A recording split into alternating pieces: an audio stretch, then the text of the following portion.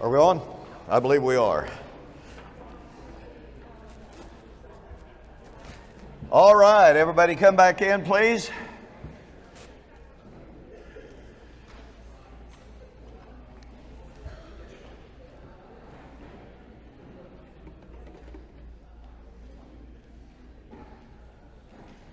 Is Alan Bondar in the building? Anybody see Alan? Okay.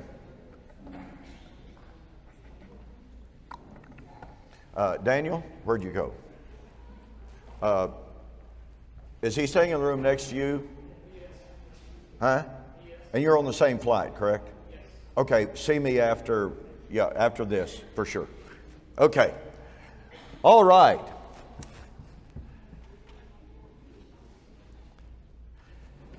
I've shared with you some thoughts, 2 previous lessons on the Olivet Discourse. And I've shared with you that the Olivet Discourse serves as the fountain for all New Testament eschatology. One of the major assumptions of both amillennialism and postmillennialism is that at Matthew 24:36, Jesus changes his discussion from the fall of Jerusalem in AD 70 to the so-called end of time. And that in Matthew 24:36, all the way through chapter 25, verse 46, Jesus talked about the end of the Christian age, his coming at the end of time. Now, in most commentators, that is simply taken for granted. It is a basic assumption. It is almost an unchallenged assumption. In this morning's lesson, what I want to do for you and with you is to share with you what I consider to be just a tiny bit of the evidence to demonstrate that the entirety of Matthew chapter 25 must have applied and must have been fulfilled at the end of the Old Covenant age in AD 70. I was early this morning, I was online, I was looking at some Facebook discussions, and one person rather sarcastically, in the midst of a bunch of other sarcasm, challenged some preterists, and he said, well, just tell me when Matthew 25:31 and following was fulfilled then. And generally speaking, and I say generally speaking, Matthew 25:31 and following is equated with the great white throne judgment of Revelation chapter 20, verses 10 and following. And since it is assumed and taken for granted that Revelation chapter 20, 11 and following has not been fulfilled, then very clearly Matthew chapter 25:31 and following has not been fulfilled. We have not seen all the nations of the world gathered before Christ in this great tribunal. And so on the assumptions flow, assuming and asserting that Matthew 25, all of chapter 25, applies to the so-called end of time. I have shared with you in my previous 2 lessons why the Olivet Discourse is a united discourse. And I hope you've benefited from those.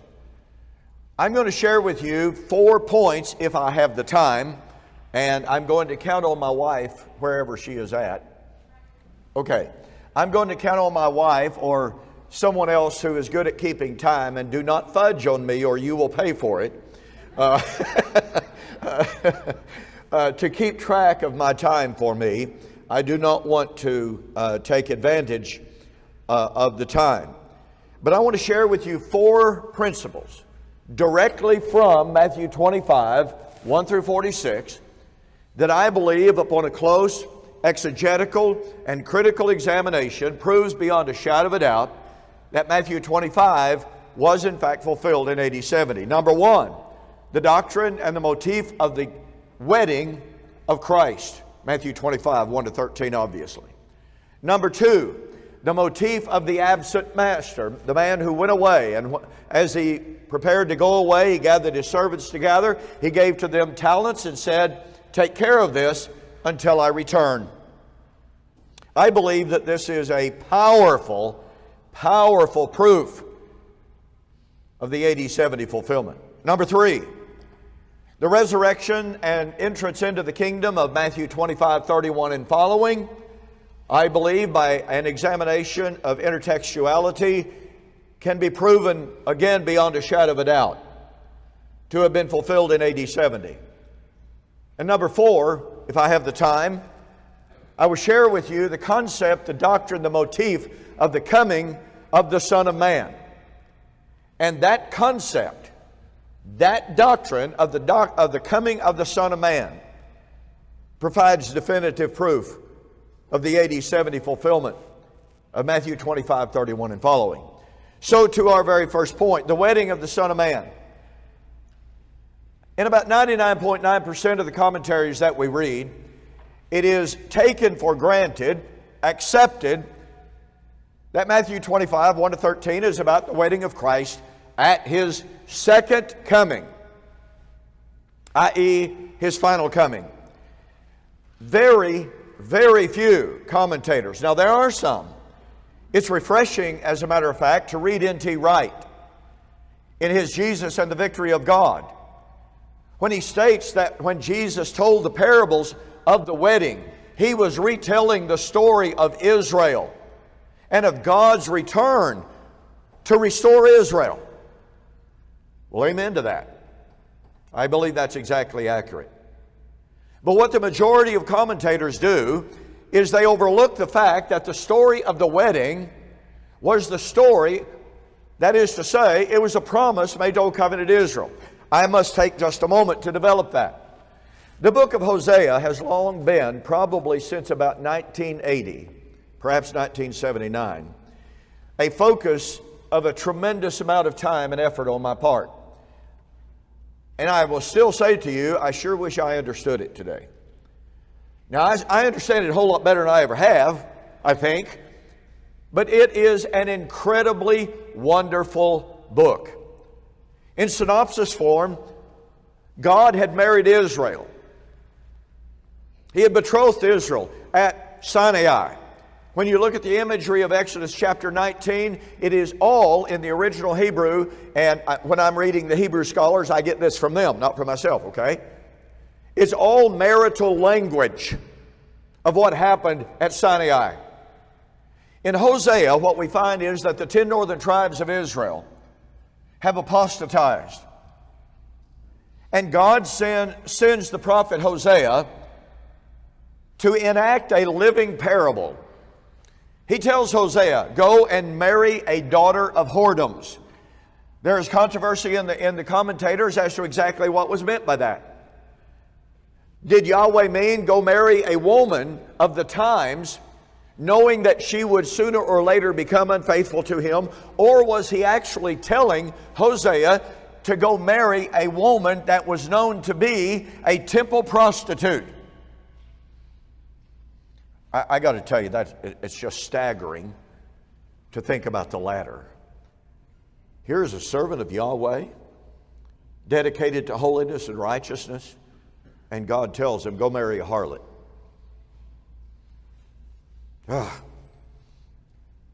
But that marriage produced 3 children. Each of those 3 children were named by Yahweh, and they were indicative of the devolving of the relationship between Hosea and Gomer, his wife. And finally, that last child was born named Lo-Ami, meaning not my people. And God taught Israel through that living parable, through the traumatic experiences of Hosea, that he was married to Israel. She had become unfaithful to him. And because of that unfaithfulness, he was going to divorce her. Bring charges against her. Hosea chapter 2, 1 and following. For she is not my wife, I am not her husband.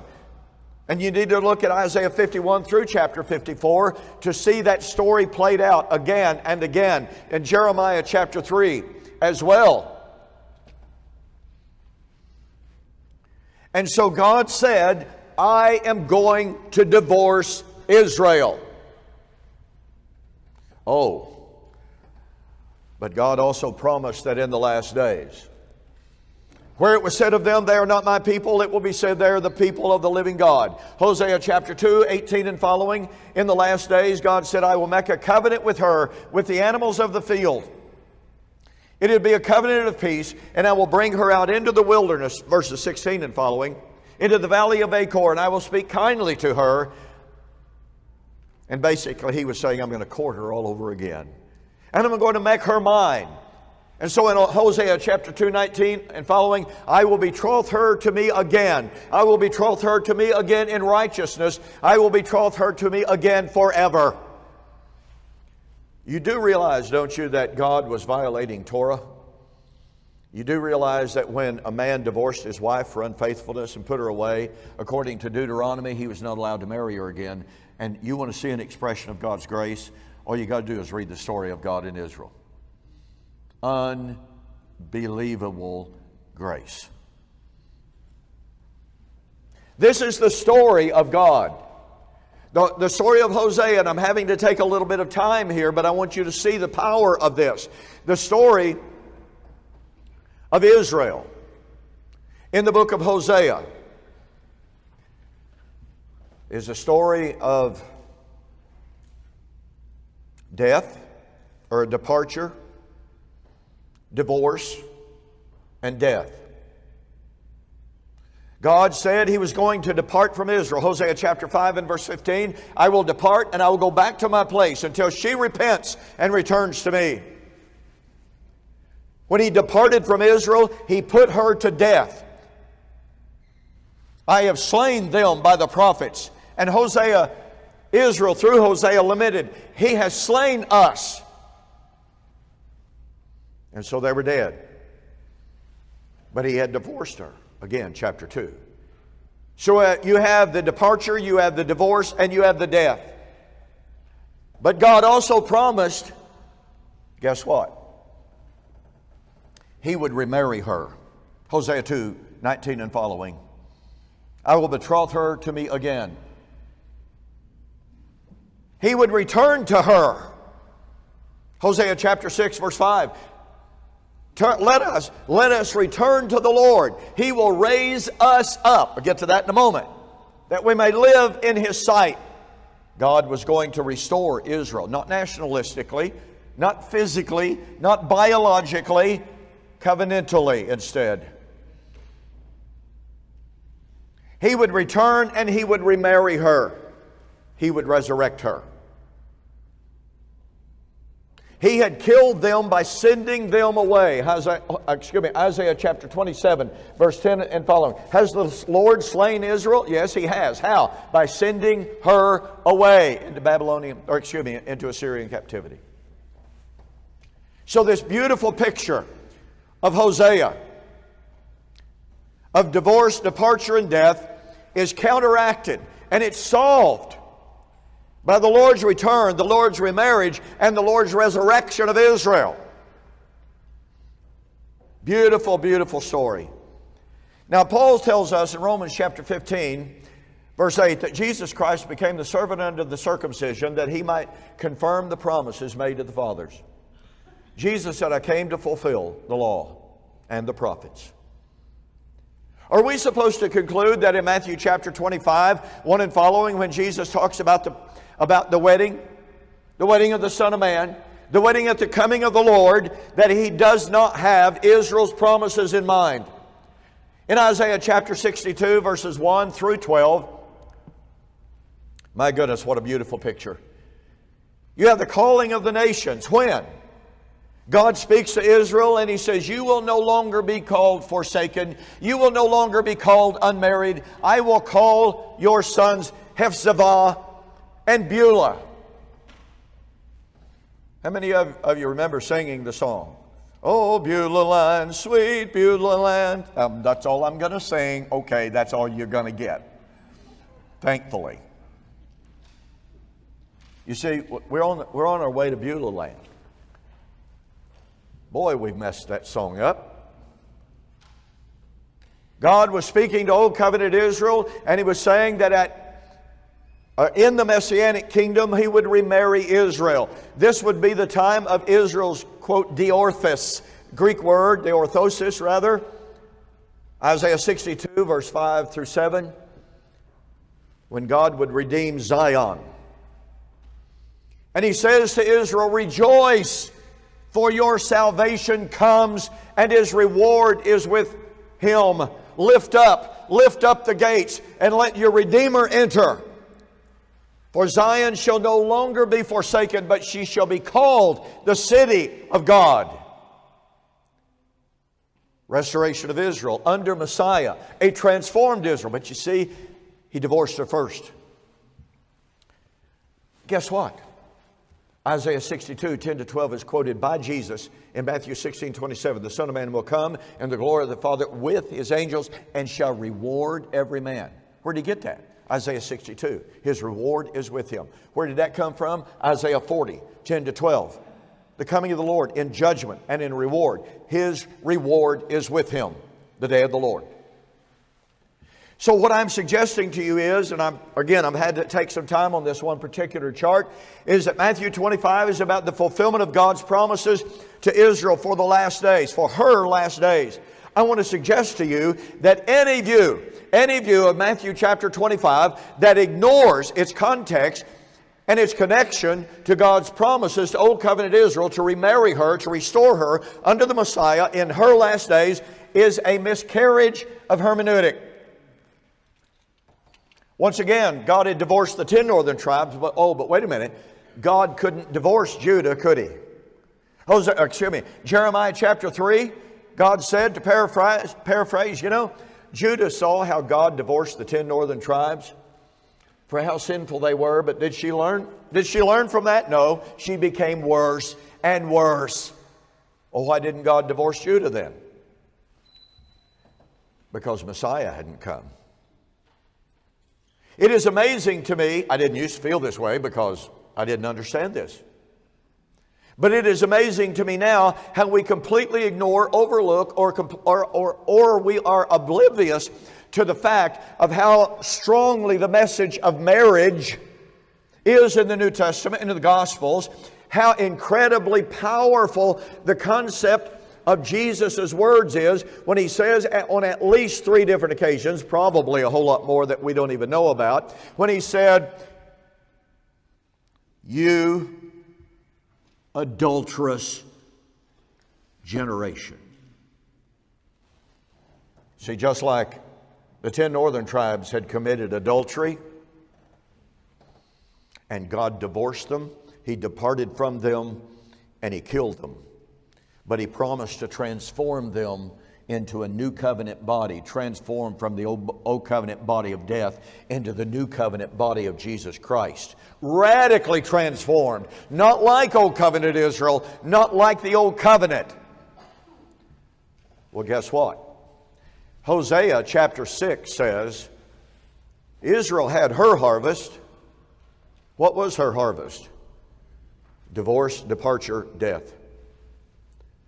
And Judah will have her harvest in the day of the salvation of the remnant. Wow. Oh, when was the day of the salvation of the remnant? Read Romans 9 through 11, and you'll see that Paul's living in that very day. But what did that mean had to happen? Judah had to have her harvest.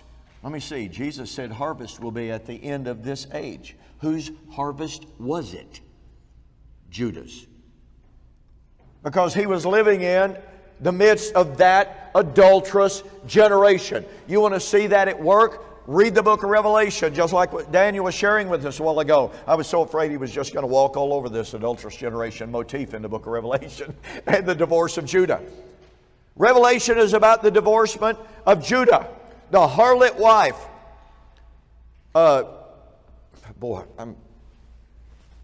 You see, it's kind of like last night on the feast days. I would really, really, really like to wax eloquent on this, if I could get eloquent at all.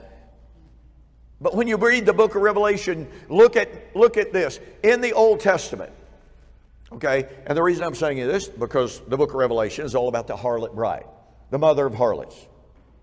Okay, well, in the book of Revelation, that word harlot, okay, its equivalent in the Old Testament, that is translated as harlot or whoredoms, is used 91 times. 86 times in the Old Testament, the Hebrew word that is translated as harlot is used of a wife who has become unfaithful to the marriage covenant. 86 out of 91 times. Guess what? In the book of Revelation, the Old Testament books that John draws from in his imagery of the harlot are those books that use the word harlot in the context of a wife who has become unfaithful. And in the book of Revelation, we have this harlot riding the beast, and the beast turns on that woman, that harlot, and burns her with fire, which is the punishment of an unfaithful wife of a priest. Folks, this is not accidental stuff. And so what we see in the book of Revelation is this story of the harvest of Judah, the harvest that was predicted in Hosea chapter 6 at the time of the salvation of the remnant. Let me see, the salvation of the remnant. Anybody ever heard of the 144,000? Yeah, Revelation is about the salvation of the remnant in the last days, when Judah would have her harvest of destruction, of death, departure, etc. Oh, but wait, remember? God said, I will remarry you. So what do we find in the book of Revelation? Well, we have the divorce, but we also have a marriage, don't we? You know what that marriage is now? Of the whole house of Israel. Who are the 144,000? Out of the 12 tribes. They are the righteous remnant that was being transformed into the body of Christ, the spiritual body of Christ. Okay, so let me reiterate. And that doesn't touch the hem of the garment of this issue. But I simply want to reiterate that if we go to Matthew chapter 25 and we try to interpret that parable of the wedding outside of, or divorced from, pun intended, divorced from the context of God's promise to restore, to remarry, and to resurrect Israel in the last days, we are cutting that parable off from its prophetic root. We are doing ourselves and the text a tremendous disorder. Or disservice, I should say. And let me illustrate that even more. In Matthew chapter 22, Jesus told a parable. It is a parable concerning the kingdom of God. Matthew 22, verse 2 and following. The kingdom of heaven is like a certain king who arranged a marriage for his son. He sent out his servants to call those who were invited. By the way, the literal Greek there is those who had been invited. This was their wedding. They had already been invited. But now the time has come. And they were not willing to come. Again, he sent out other servants, saying, tell those who are invited, see, I prepared my dinner. My oxen, my fatted cattle are killed. All things are ready. Come to the wedding. But they made light of it. They went their ways, one to his farm, another to his business. And they seized his servants, treated them spitefully, and killed them. When the king heard about it, he was furious. He sent out his armies, destroyed those murderers, burned up their city. And I'll interject this at this point. Donald Hagner, in the Word Biblical Commentary, said, when we read verse 7, it is impossible not to think of AD 70. Thank you, Mr. Hagner. You're exactly right. To continue. Then he said to his servants, the wedding is ready. Those who were invited were not worthy. Therefore, go into the highways, and as many as you find, invite to the wedding. Whose wedding is this? It's Israel's wedding. But the corporate body rejected the invitations. That means the remnant is going to get to come. This is the wedding. When does this wedding take place? Please consider the following argument. The wedding of Christ occurred at the destruction of Jerusalem in AD 70. Matthew 22, verse 7 and 8. You see, God didn't postpone that wedding 2,000 years. He said, okay, you don't want to come, go out and get the rest of them. Let's have a wedding. And they did. So it did. So again, Matthew 22, the wedding of Christ occurred at the destruction of Jerusalem. Matthew 22, 1 and following. It was not postponed for 2,000 years. But Matthew 25, 1 to 13, the wedding of Christ occurs when? At the coming of Christ, the parousia, His second coming. Therefore, Matthew 25 is about Christ coming at the time of the fall of Jerusalem, and that means the Olivet Discourse is united. It is one discussion. It is not a discussion of the end of the Old Covenant age and the beginning, or the end of the Christian age. And this is confirmed by a look at Revelation that I touched on a bit momentarily ago. The wedding of Christ in Matthew 25 would be at the parousia, is the time of the wedding of Revelation 19 and 6. You really ought to spend some time with Revelation 19, 1 and following. Here is the fall of Jerusalem, the harlot bride, at the coming of the Lord on the white horse. And kind of like Daniel said, well, is he on a white horse or is he on a cloud? Which is it? What happens at this coming of the Lord? Revelation 19 verse 1, hallelujah, praise and glory. Why? Because salvation has come. And honor and glory unto God. Let me see, Hebrews 9:28 says that at the coming of the Lord it would be for salvation.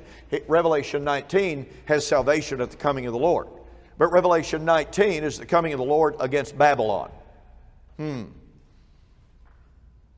When did Christ come to bring salvation? In the judgment of Babylon. Oh, and by the way, there's a really cool motif at work here. Digression. Sorry, can't keep from it. When it says, honor and glory unto Him, in the ancient times there was a concept, a societal concept known as shame versus glory. You and I live in what sociologists, anthropologists call a guilt society. You and I are motivated by guilt. We don't do something, oh, I'm just so sorry. Oh, I just feel so bad about that. The ancient Hebrews didn't live in that kind of a society. They lived in a shame versus glory society. If I have failed to do my job, it's not guilt that motivates me. It is the fact that I brought shame on myself and on my family. When I do my job, when I do what I'm supposed to do, when I defeat an enemy, when I accomplish some great thing, and I bring myself out of that situation of shame and disgrace and defeat, I bring glory to myself and to my family, to my nation. And so here is Babylon that has been persecuting the saints and slaying them. She is destroyed, and thus to the one who destroys her, there is praise, there is glory, and there is honor.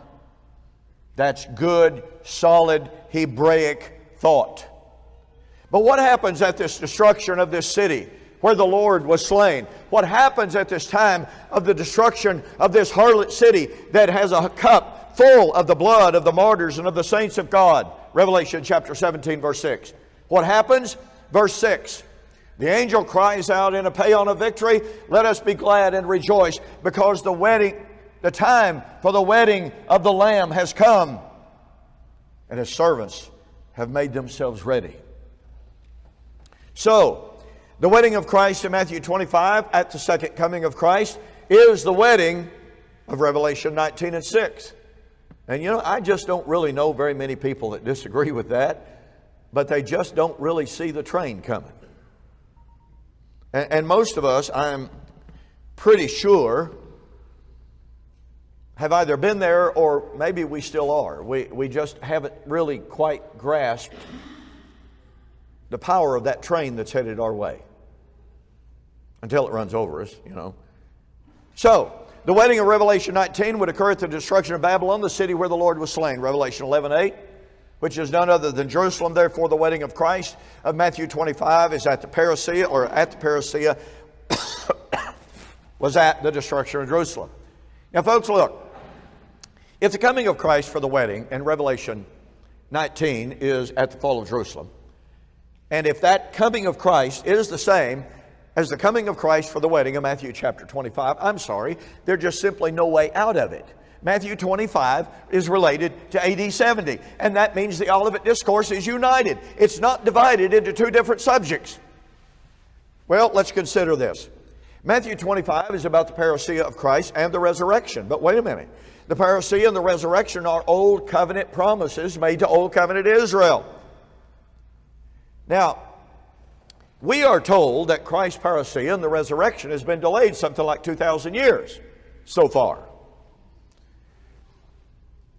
However long you posit the delay of the coming of Christ for the wedding of Matthew chapter 25, it is that long that you extend God's covenant relationship with Old Covenant Israel as His covenant people, and it is that long that you extend His fulfillment of His promises to Old Covenant Israel. In other words, put this real simply, if Matthew 25, as a promise of God to Old Covenant Israel, if it hasn't been fulfilled, God's covenant relationship with Old Covenant Israel stands valid today. So the question is, has God delayed the fulfillment of His Old Covenant promises to Old Covenant Israel so far by 2,000 years? All right. We are told, well, wait a minute. Matthew chapter 25, here you got the 5 wise, 5 foolish virgins, right? And 5 wise had enough oil, 5 foolish didn't. And the master, a bridegroom, delayed his coming. And see that delay, that's got to be 2,000 years. Isn't it funny to you? It's really kind of sad, kind of sadly funny. That's kind of an oxymoron, but that's the way it is. It's sadly funny that we are constantly told, well, when the Bible says something was at hand quickly, shortly, that didn't mean a thing. Doesn't mean a thing. But however, when we read Matthew chapter 25, and the bridegroom delayed his coming, now we all know that's 2,000 years. So according to those who deny the objective nature of the imminence time statements in the New Testament, at hand can never mean imminence, but I'll guarantee you, delayed can mean 2,000 years. At least. Now, if you want to talk about a double standard and double talk, right there it is. So we are told that the wedding of Matthew 25 is the wedding at the parousia. Again, tradition says the wedding of Matthew 25 has not taken place, although the betrothal took place 2,000 years ago. I don't know about you, but when I got engaged, I didn't want to wait 2,000 years. My wife was my fiance at the time, and yeah, it's the same one I've got now, 49 years later. But I kept telling her, let's get married sooner. Let's just move this up. She said, no, we've set a date. You can wait. When you get betrothed, you don't want to wait 2,000 years. But tradition says that the wedding of Matthew 25 has not taken place, but we've been betrothed for 2,000 years. No, the wedding took place at the destruction of the city, Matthew 22. It took place at the destruction of Babylon, Revelation 19. It did not wait for 2,000 years. Motif number 2. I've used up a good bit of my time, but we're going to do the best we can. Throughout the New Testament, the motif of the departed master is very, very common. Jesus used this motif no less than 5 times. We have it in Matthew 25, 14 and following. Man was getting away to go on a long journey. Gathered his servants together, and he departed to them his talents and said, take care of this until I come again. In Matthew 13 and 34, the Son of Man, and by the way, this is in the Olivet Discourse as well. And Jesus said his coming is as a man, a master, who went away on a long journey. And he gave authority over his servants to take care of his business while he was gone. In Luke chapter 19, a passage we're going to look at momentarily, a certain man was getting ready to go on a journey into a far country there to receive a kingdom and to return. I wonder what he was going to do on his return. Oh, he's going to give the kingdom back. He's going to surrender the kingdom. He's not going to rule anymore. Well, what did he go to get it for? You mean to tell me Jesus was going to go into a far country to get the kingdom, to come back and stop reigning over that kingdom? No. He gathered his servants to him, gave them talents, and said, "You occupy until I come." Some of his servants said, "We will not have this man to rule over us." And to abbreviate here, he came back and he destroyed those servants. More on that momentarily. The same motif is found in Luke chapter 12. Now, we are told, as I hinted a moment ago, we are told that at Christ's coming he will cease to reign. He must reign until the end, until he delivers up the kingdom to the Father. And we're told, well, that means Jesus stops ruling and reigning. Well, that means that he went into a far country to receive the kingdom and to come back and to stop reigning. Well, that violates Matthew 25:31. You know, William said years ago, this always hangs with me. William Bell, William said years and years ago in a fantastic article he wrote, Jesus was coming back to sit, not quit. And that's what Matthew 25:31 says, isn't it? When the Son of Man comes in his glory, in his kingdom, with his angels, then shall he sit on the throne of his glory. There ain't nothing there about quitting. Excuse my Oklahoma. There's nothing there about quitting. Well, I hope I have time. I may have to skip over this. But 1 Corinthians 15 and Psalms 110 are obviously very, very parallel. Again, I hope I get to do this. But I want you to notice in all of these stories, all of these parables, Jesus departed to receive the kingdom, and he gave authority unto his servants, just like Paul said, "Now I didn't tell you you could keep time, Jim." Okay. Boy, now I've got hands going up everywhere. Yeah. Okay. I believe that Ephesians chapter 4 and verse 8 is exactly parallel. When he ascended up on high, he led captivity captive, and he gave gifts to men. Gets back to what William was talking about last night, the ministry of the Spirit in the last days. And he gave those gifts to men to equip the church to do the work of the ministry until we come to the unity of the faith, unto the measure of the stature of the fullness of Christ, unto the perfect man. Ephesians 4, 8 through 13. They were to occupy, those who were given those gifts were to occupy, to take charge of those gifts until he came. He would be at the right hand of the throne where he had received the kingdom. He would be ruling from that throne at the right hand, and he would be ruling in the midst of his enemies. He would return to destroy his enemies. Now, the question is, if we can establish from these parables of the departed master who gave gifts to his men and would come, if we can establish that that was AD 70, then it seems to me we have really, really powerful proof that Matthew 25 belongs to AD 70. Well, in Luke chapter 19, 11 to 27, what do we have? Jesus spoke another parable because he was near to Jerusalem, and they, evidently the Pharisees and the Jews around him, thought that the kingdom of God would appear immediately. Greek word immediate, or the word translated immediately as parakrema, and it means exactly that, immediately. Therefore he said, a certain nobleman went into a far country to receive for himself a kingdom and to return. So he called 10 of his servants, delivered to them 10 minas, and said to them, do business until I come. But his citizens hated him and sent a delegation after him, saying, we will not have this man to rule over us. Skipping down later in the story for time's sake, the master, after he returns, he brings the servants before him. They start giving an account, and he comes to the last servant. And he gets to those servants who had said, we will not have this man to rule over us. And he says, but bring those enemies of mine who did not want me to reign over them, and slay them before me.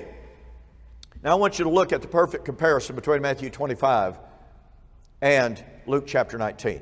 In both of these parables, the master went away. In both parables, the master gave talents and responsibilities to his servants. In both of the parables, you have wicked servants who mistreated and abused the gifts that had been given to them. And you have the master's return, and you have the judgment of those to whom gifts have been given. Now in Luke chapter 19, and boy, I wish I had the time to fully develop this parable. That parable is based upon an absolutely true story from Israel's history. When Herod the Great died, he hadn't properly left provision for who was going to take his place. So there was controversy and just about war over who was going to take over the kingdom of Herod the Great. One of his grandsons, Archelaus by name, went to Rome, there to implore Caesar, please give me my grandfather's kingdom. Well, guess what? An ambassador from Jerusalem. You see, because Archelaus, he may not have been quite as bad as his dad, but he was a really nasty dude. I mean, he was not a nice person. So the ambassador from Jerusalem went to Rome and begged the emperor, do not make this man king. We do not want this man ruling over us. Well, guess what? The emperor said, well, you know, I don't want to deprive him of the whole thing, so I'll go ahead and make him a king, but maybe not over all the territory. Guess what Archelaus did when he got back home? He got together every single one of the Jews that had been against him and summarily killed them. There were at least 3,000 Jews killed by Archelaus. So you see, Jesus is telling a parable that is taken directly from history. Now watch this. Who was it then who rejected the kingdom? Who was it that rejected the rule of the man who went into the far country there to receive the kingdom? This is not talking about just anybody. This is talking about the Jews of the first century who rejected the rule and the reign and the kingdom of Christ. And by the way, Paul confirms that in Romans chapter 10 as he spoke about the preaching of the gospel into all of the world and preaching to the Jews, and the Jews rejected it. I do not have time to develop the beautiful harmony between Luke chapter 19 and Psalms 110 and 1 Corinthians 15, so I'm going to skip over this to get to this. In Matthew 25, 31 and following, we have the time of the resurrection. All the nations of the earth are gathered before the Lord in this great judgment scene. I don't know of anybody that disagrees and says, oh no, that's not the resurrection. Everybody agrees it's resurrection, okay? And at that time of the judgment, at that time of the resurrection, Jesus says to the righteous, enter thou in to the glories of the kingdom prepared for you from the foundation of the world. So Matthew 25, 31 is the resurrection. It's the entrance into the kingdom. So, thus, if it can be proven that Matthew 25, 31 was fulfilled at the end of the Old Covenant age in AD 70, this will prove the unity of the Olivet Discourse beyond any shadow of refute. In order to appreciate Matthew 25, 31 and following, we have to take a real quick look. Don't anybody raise your hand, okay? We have to take a real quick travel to Isaiah 25. In Isaiah chapter 25, the Lord said, and Isaiah 24 through 27 is what is known as the little apocalypse. It contains prophecy after prophecy of the last days, the kingdom, resurrection, etc. And the Lord said, on this mountain, the Lord of hosts will make for all people. And on this mountain is Zion, chapter 24, 20 and 21. A feast of choice pieces, a feast of wines on the lees, of fat things full of marrow, of well-refined wines on the lees. He will destroy on this mountain the surface of the covering cast over all the people and the veil that is spread over all nations. He will swallow up death forever. And the Lord God will wipe away tears from all faces, the rebuke of His people who would take away from all the earth, for the Lord has spoken. This is what is known as the Messianic wedding banquet. That's what the Jews called it. That's what the scholars call it. I was having a Bible study down in Dallas a couple of weeks ago with a group of ministers and what have you. I can't tell you much about that at this point yet. But I kept referring to the Messianic banquet. And this group of preachers and what have you that were there were mostly Baptist fellows. And finally, the man who had organized it, he said, Don, just a word here. He said, use the term Messianic wedding banquet, and us Baptists know what you're talking about. He said, we don't we're not as familiar as of the term Messianic banquet or resurrection banquet. We know wedding banquet. Steve, is that right? Okay. So I did. It's the Messianic wedding banquet. All right, very quickly. Look at Matthew chapter 8, 10 to 12. Keep in mind, you have a wedding banquet, a Messianic wedding banquet at the time of the resurrection. He will destroy death forever. Jesus has just healed the centurion, or has just heard the faith of the centurion. And he marveled at that, and he said to those who followed, "Assuredly I say to you, I have not found so great a faith, no, not in Israel. And I say to you, many will come from the east and the west, and shall sit down with Abraham and Isaac and Jacob." Sit down where? At the Messianic wedding resurrection table. They shall sit down with Abraham, Isaac, and Jacob in the kingdom of heaven. But, I'm going to stop right there. Okay, got to go on. Now, when would Abraham, Isaac, and Jacob sit down at the resurrection wedding banquet? In the kingdom. Well, it tells us it would be when the sons of the kingdom would be cast out. Now that agrees perfectly with a host of passages that I do not have the time to get to in depth. But look at Matthew 22. Those who had been invited to the wedding, and thus to the wedding banquet, but are refused, what happened to them? They're burned. They're destroyed. By the way, if you want to see another passage on the Messianic wedding banquet, read Isaiah 65. Now I want to call your attention to Luke chapter 13, 28 and following very, very quickly. I'm trying to wrap this up. In Luke chapter 13, 28 and following, Jesus told the same story. And he said, "The time is going to come in which I will say to those, 'Depart from me, I never knew you.' Then they will begin to say, 'But Lord, Lord, did we not eat at your table? Did you not walk in our streets?' And Jesus said, 'You know, guys, I'm going to say, I never knew you. And verily I say unto you,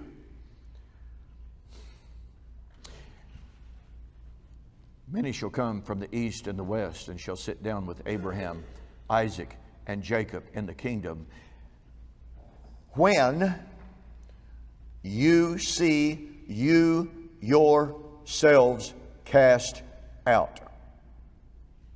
Okay, Abraham, Isaac, and Jacob would sit down at the Messianic wedding resurrection banquet. When?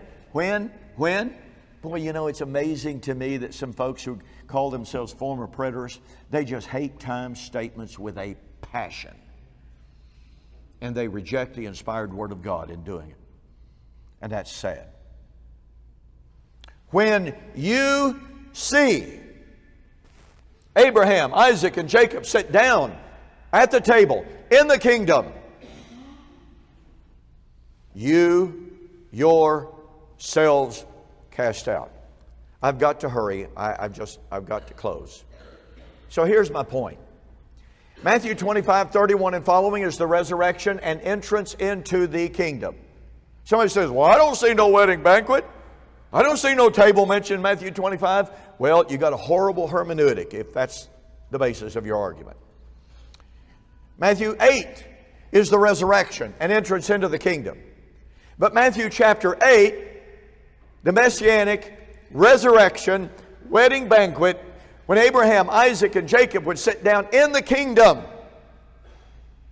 would be fulfilled when the sons of the kingdom were cast out. Honestly, there should be no doubt whatsoever about when the sons of the kingdom were cast out. All you have to do is look passage after passage after passage in the New Testament, and it's there. I cannot develop the next and final point of the coming of Son of Man. I'll just simply make the point. It is a point that Daniel brought up in his lesson on Daniel, and it is such an incredible point. Matthew 25, 31 and following is the time of the coming of the Son of Man on the clouds of heaven with power and great glory. But the coming of the Son of Man is taken directly out of Daniel chapter 7, 13 and 14. But Daniel chapter 7 cannot be extended beyond the days of the Roman Empire. Can't get it past it, period. Therefore, the coming of the Son of Man of Matthew 25:31 and following cannot be extrapolated beyond the days of the Roman Empire at the most. But when you compare that with Matthew 16:27-28, Matthew 24:29-31, Matthew 26:64 and following, the coming of the Son of Man was to be in the first century generation. When you consider all of this evidence, and like I said, there's a whole lot more. When you consider the wedding of the Son, the absent Master, the resurrection and entrance into the kingdom, the coming of the Son of Man, and when you look at the prophetic background along with the rest of the New Testament evidence, it demonstrates that all of those things were fulfilled in the first century. And that means that all of Matthew 25 was fulfilled in AD 70, and that means the Olivet Discourse is not divided. It is one discussion of the end of the Old Covenant age in AD 70. All right, thank you so much.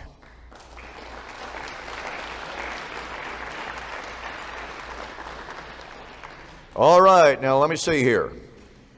I got to see if I can get all of the thanks in that I need to. My wife may have to raise her hand and say, "Oh, you're forgetting this," and I'll be embarrassed, but won't be the first time. As usual, all right, as usual, this conference simply could not take place, especially given my wife's health. But this conference couldn't take place without the help of some absolutely wonderful people. We have Jim and Sharon Wade. They've taken care of the table, the book table back there. They help take care of food. They do everything. They run errands. Rod and Connie Rupert. Where'd you go, Rod and Connie? Oh, there they are, right there.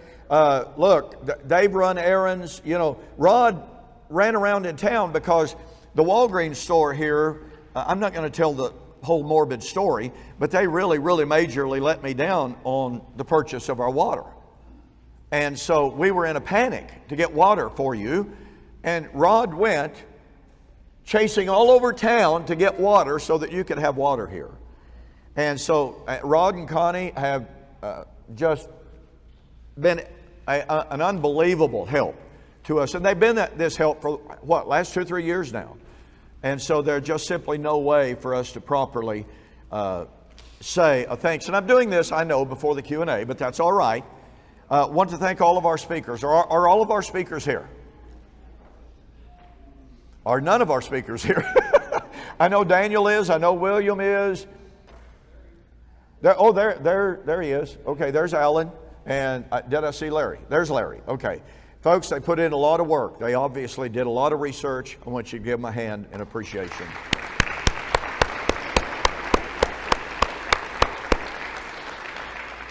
Now, Martha Pryor could not be here today. She had other pressing business. But Martha was taking care of the food as well. We always appreciate her so very much. She's been with us, for an awfully long time.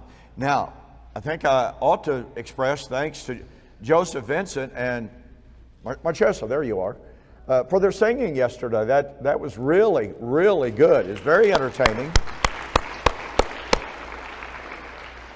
Okay, Jan, what am I forgetting? Okay, well, I always save my wife until last. Well, I thought I did that yesterday, but let me do that again. I did, Joseph. Oh, yes. Yeah, Chris was Larry's big rig chauffeur for about 1,700 miles to get him here. We appreciate that so very much. Boy, yeah, what can we say again about Chad? I mean, I've already told you, he came down 2 days early. And he's got his family with him. And he spent all the time, all the effort, not to mention all of his own personal money to purchase equipment. And for all of those online. And like I mentioned, as of this morning, 2,300 plus people had watched Thursday's episode, and over 1,300 had already watched yesterday's. This conference is going to have an impact, and guess what? It's due to his effort to get it online. You know, we can stand up here and talk whether there's 4 or 5 people, but thanks to his efforts, thanks to Chad Kennos, I'll get it right, efforts, you know, literally thousands of people are able to see this. I think Tom Mills also helped him out at time. Tom has the tribe back there. 9 kids, right? 9 kids from where? Wyoming, all the way down here. And he's been a tremendous help. I know that he's helped Chad to a great extent. Now, we're going to take a short break. If you've got your questions, you need to get them written down really quickly. Last I checked, we didn't have a tremendous amount of questions in the box. But we'll take a break. I want all of the speakers to grab a chair and come up here, bring them up on stage, and we'll get ready for the Q&A session. That will last about 45 minutes, okay? Take a quick break, and then we'll get proceeded.